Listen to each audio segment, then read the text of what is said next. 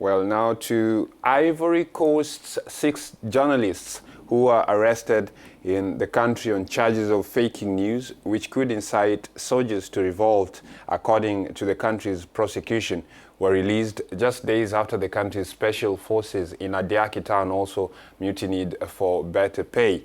Now, the alleged false news appeared in Le Temps, Note-Voix, and L'Inter and Soinfo news websites in the country before their release. Now, while multiple publishing groups in the country had condemned the arrests, Ivory Coast has had a series of revolts this year by various factions of the military seeking bonus pay after the government conceded to the demands of an initial group of mutineers in the town of Bouake in January. Ivory Coast Army is an approximate 23,000 strong security force, and last year they approved an ambitious military budget to modernize the army and buy new equipment, but the $1.3 billion US plan, according to economists in the country, would be insufficient to offer similar payment to every soldier.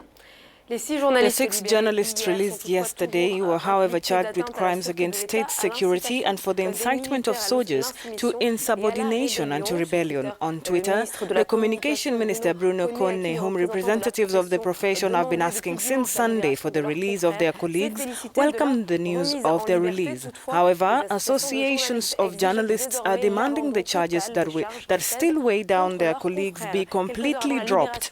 A few hours before the release of the 6 journalists, we spoke to chairperson of the Ivory Coast's Union of Journalists, Mr. Moussa Traoré, who responded to the charges facing the journalists. This is what he said.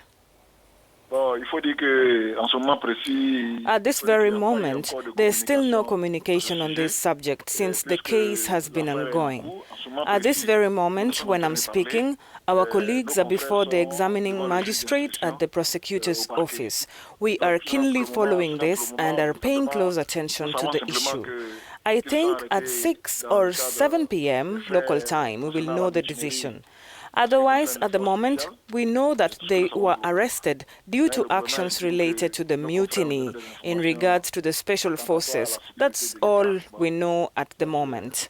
The government believes that our colleagues have detrimental information to the state security. That's according to the government. But we as journalists, we believe that the place of the journalist is not in jail. We believe that the law offers ways that allows them to respond.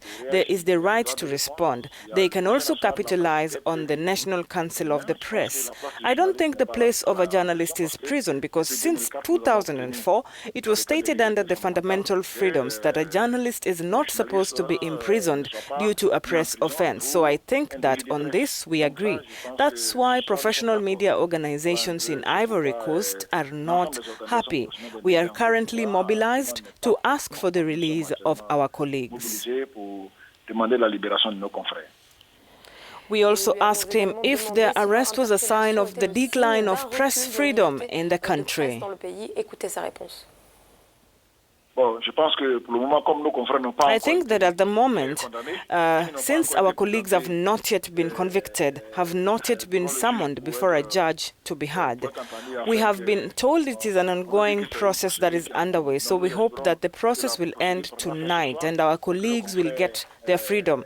But otherwise, if it's not going to be the case, we will be talking about retreating.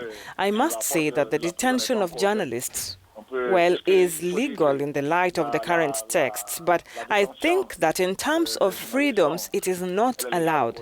That's what we have been looking for. We fought several years to get the decriminalization of the press offense, and we got it in the 2004 Act. And in this Act, it is not expected that a journalist goes to jail as part of a press offense.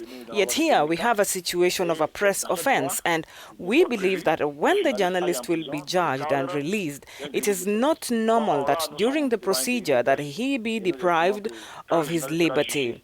This is the root of the problem for us. Voilà le fond du problème pour nous.